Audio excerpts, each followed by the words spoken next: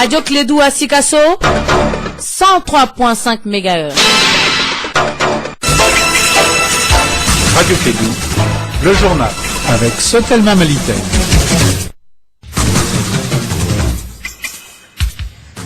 Bonjour à tous et à toutes, voici les titres de ce journal. Le collectif des groupements intervenant dans l'assainissement au Mali, COJAM, est inquiet avec l'arrivée de l'ozone au Mali. Le collectif des ressortissants des régions du nord du Mali a organisé ce week-end une journée d'information autour des pourparlers intermaliens en cours en Alger. La ville de Ségou aura bientôt un complexe commercial. C'est tout pour les titres de ce journal. Le développement dans un instant avec Arunaba.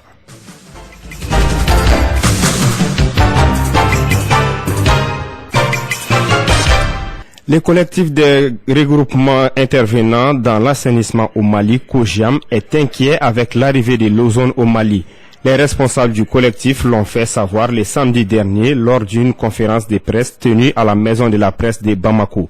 Les autorités maliennes viennent de signer une convention avec ce groupe marocain pour les 8 prochaines années à hauteur de 9 milliards de francs CFA par an.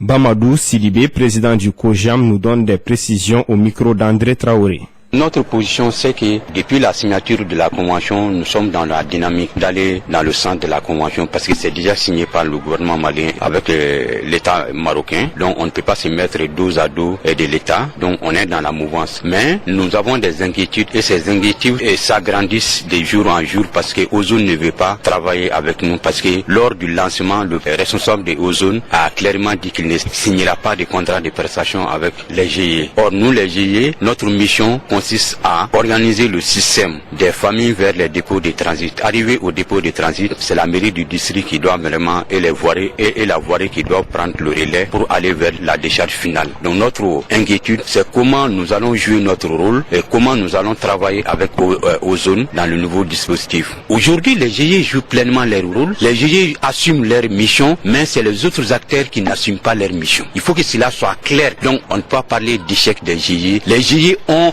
jusqu'à présent jouer leur rôle dans le système. C'était le président du COJAM au micro d'André Traoré.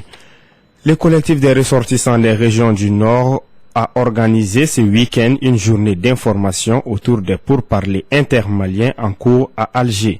Plusieurs recommandations ont sanctionné cette journée d'information. Les participants souhaitent que ces recommandations soient prises en compte par l'équipe de médiation à Alger. Voici les extraits de certaines interventions lors de cette journée d'information. Face et donner son point de vue sur les préoccupations majeures de la situation qui prévaut dans le septentrion de notre pays. Le Coran suit avec un intérêt particulier et soutenu les négociations qui se déroulent en Alger. Le Coran souhaite une issue heureuse à ces négociations. La suppression et le bannissement de l'expression Azawad dans tout document d'accord. Actualisation du programme décennal de développement des régions du Nord, PDD-RN, et la poursuite de sa mise en œuvre. L'amélioration de la gouvernance des projets et programmes de développement par une plus grande intégration de la composante solidarité. Le Coran réitère sa gratitude au secours de la France dans ce qu'il a de pur et de sincère, en s'inclinant pieusement devant les mémoires des soldats français, tchadiens, nigériens, sénégalais, togolais, burkinabés, nigérians, guinéens et maliens. Cependant, le Coran déplore les mutations de ces élans de secoureurs, au départ purs, en attitude inintelligible, illisible, voire quasi partisane au profit des terroristes. Les cadres du Rassemblement pour le Mali, RPM, se sont rencontrés samedi. Cette conférence des cadres s'est penchée sur les thèmes, les enjeux et les défis des élections communales et régionales de 2015. Il a été question également de l'union autour du président de la République, Ibrahim Boubacar Keïta. Voici les impressions de certains cadres du parti à l'issue de cette conférence des cadres, des propos recueillis par Kassim Traoré. D'abord, de façon générale, il y a 2 défis majeurs. Le premier défi, c'est la bonne organisation du processus électoral. Le second défi, c'est la consolidation du leadership du RPM. Le RPM va relever ces défis. D'abord, en quoi faisant? Nous allons tout de suite ouvrir un vaste champ de formation en cascade. Il y aura bien sûr aussi un atelier national pour la formation de l'ensemble des formateurs RPM qui va regrouper tous les délégués de tous les cercles, de toutes les sections. C'est comment tenir dans les délais les élections qui se feront et dans les bonnes conditions. Et donc, les discussions ont fait monter la nécessité de professionnaliser les agents électoraux. Et cela n'est possible qu'à travers vraiment des séances de formation intenses. La troisième question, c'est un peu les positionnements du genre sur les listes. C'est des problèmes récurrents. Et donc, effectivement, il va falloir qu'on y réfléchisse et trouver les voies et moyens pour que de passer d'un stade de plaidoyer à la concrétisation vraiment de cette volonté du parti. Les objectifs sont atteints, disons, parce que nous avons pu épuiser le thème, nous avons pu mettre des documents à la disposition de nos militants et le conférencier, à notre grande satisfaction, répondu aux différentes questions qui lui ont posées. De toute façon, on n'épuise jamais un thème, la formation va toujours continuer, mais les objectifs qui avaient été assignés à la conférence ont été atteints dans l'ensemble. Dans le cadre de la journée internationale de la lutte contre la pratique de l'excision, célébrée le 6 février dernier, dont les thèmes retenus cette année étaient mobilisation et implication de la jeunesse pour accélérer la tolérance zéro aux mutilations génitales féminines, excision. La direction régionale de la promotion de la femme, de l'enfant et de la famille, en collaboration avec l'UNICEF, ont organisé une conférence débat à l'intention des jeunes du district de Bamako. C'était à la maison des jeunes de Bamako. Mariam Kouyaté nous en dit plus. Inciter davantage les jeunes à contribuer à l'éradication de la pratique de l'excision au Mali était l'objectif de cette conférence débat. Madame Bako Mariam Kane, de la direction régionale de la femme, de l'enfant et de la famille. Donc nous, on a organisé cette conférence débat à l'intention des jeunes pour qu'ils puissent vraiment contribuer à l'éradication de la pratique de l'excision dans notre pays, le Mali. Les jeunes, ce sont les parents de demain. On fait cette conférence avec eux. On va vraiment parler de la pratique, les types d'excision, l'origine de l'excision, les conséquences surtout sur la santé de la femme et de l'enfant. Donc à leur tour, ils pourront quand même informer d'autres jeunes. Force est de constater que malgré le combat que mène le Mali, l'excision demeure toujours. Madame Conte Fatoumata Diangouba témoigne les résultats des dessins de 2012-2013 réalisés dans 5 régions du sud du Mali et le district de Bamako. Les femmes de 15 à 49 ans représentent 91%. Les filles de 0 à 14 ans représentent 69%. Celles de 0 à 14 ans représentent 83%. Ces résultats n'ont pas mis en évidence une diminution de la pratique de l'excision. Au plan continental, des efforts immenses sont abattus en vue d'aboutir à l'éradication du phénomène. La journée internationale de lutte contre l'excision est ainsi célébrée le 6 février de chaque année en vue d'attirer l'attention des décideurs et des populations sur la pratique de l'excision. La direction régionale de la femme, de l'enfant et de la famille compte impliquer dans l'avenir les élus communaux des 6 communes du district de Bamako dans cette lutte.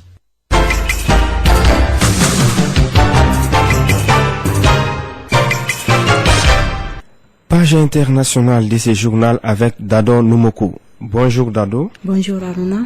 Quelles sont les actualités internationales de ce lundi? Alors, Naba, l'actualité internationale reste dominée par des actions contre le groupe islamiste Boko Haram.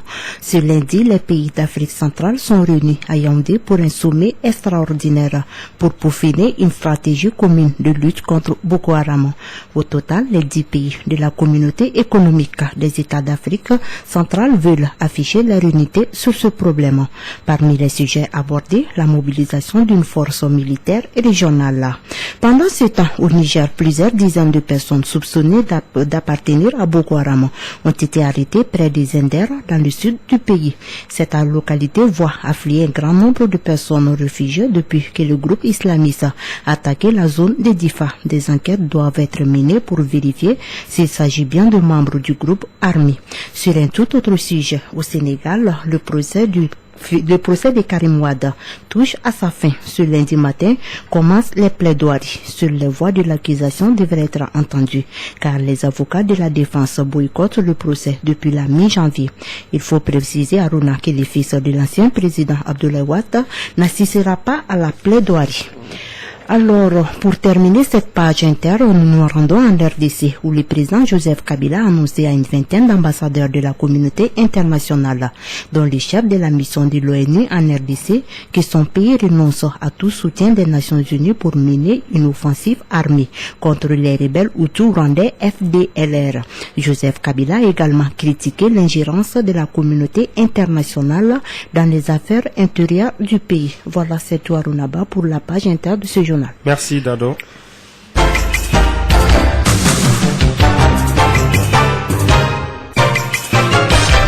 Retour aux actualités nationales. Je vous le disais dans les titres, la ville de Ségou aura bientôt un complexe commercial. La première pierre de l'édifice a été posée hier dimanche en présence des autorités de la 4e région. La réalisation de ce complexe coûtera environ 220 millions de francs CFA. Douba Damele pour des précisions depuis Ségou. Il s'agit là d'un accord de partenariat entre la commune urbaine de Ségou et le gouvernement du Mali. Ousmane Karamogo Simaga, maire de la commune urbaine de Ségou. Cet accord consiste à appuyer la commune dans la mise en œuvre de son programme de développement économique, social et culturel. Le montant dû à ce contrat de ville est alloué sous forme de dotation annuelle directe. Dans son discours, le représentant de la Banque mondiale, Paul Loubenoun, a énuméré quelques principes liés à ce complexe commercial. Il s'agit d'un appui technique aux communes pour leur permettre d'acquérir des capacités de réalisation d'investissements qui répondent à des besoins prioritaires en services urbains de base, identifiés de façon participative par tous les acteurs sociaux, n'est-ce pas, de la cité. Ce complexe commercial est aussi et surtout le fruit de la politique nationale de la ville adoptée par le gouvernement le 23 février 2014. Draman Damele, ministre de l'urbanisme. La réalisation d'un complexe commercial d'un coût d'environ 244 millions, dont plus de 219 millions pour les ouvrages, constitue, à n'en point douter, une opportunité inespérée dans la mesure où cette réalisation contribue à améliorer les cadres de vie des populations. Le rendez-vous est donc pris 6 mois après aujourd'hui pour inaugurer le complexe commercial de Ségou. Depuis Ségou, Douba Dambélé pour la radio Clédou. Merci Douba Dambélé. Une journée d'information dans le cadre du secteur de la télécommunication a eu lieu à l'Assemblée nationale du Mali sur l'initiative des élus de la nation. Ces derniers voulaient mieux comprendre les cadres juridiques et réglementaires du secteur des télécommunications au Mali. Il ressort que le secteur de la communication au Mali génère plusieurs milliards de francs CFA. Pour l'année 2014, le secteur a généré environ 450 milliards de francs CFA. Écoutons Shogel Koukala Maïga, ministre de la Communication, de l'économie numérique, de l'information, porte-parole du gouvernement. Pour la téléphonie en général, mobile et fixe compris, le nombre de clients est passé de 837 889 en 2005 à 26 830 000 en fin 2014. Le nombre d'abonnés à l'Internet est passé pendant la même période, autrement dit de 2005 à 2014, de 2380 abonnés à 3 771 301 abonnés. Quant au chiffre d'affaires généré par le secteur des télécommunications, il est passé sur la période de 129 milliards de francs CFA en 2005 à 444 milliards de francs CFA en 2014. La croissance économique enregistrée au Mali provient entre autres du secteur des télécommunications qui, grâce aux résultats obtenus, donne une impulsion aux efforts des autres secteurs de l'économie. Parlons des sports pour terminer. Tour préliminaire des Coupes d'Afrique des clubs. En Ligue des Champions, le stade malien a été tenu en échec par l'AS Garde nationale du Niger 0-0 le samedi au stade Modibo Keïta. À la veille, les COB avaient pris une option sérieuse pour la qualification en s'imposant face au Maghreb Tétois du Maroc 2-0. En Coupe CAF, les 11 créateurs de Niarela ont été battus en déplacement au Maroc 2-1 par la Renaissance Berkane. Terminons par la Coupe d'Afrique des Nations des moins de 17 ans. Les Aiglonnais maliens jouent cet après-midi à 17h contre le Cameroun dans le groupe B. C'est ce qui met fin à cette édition présentée par Aruna Ber avec la complicité technique de Fatou Fall.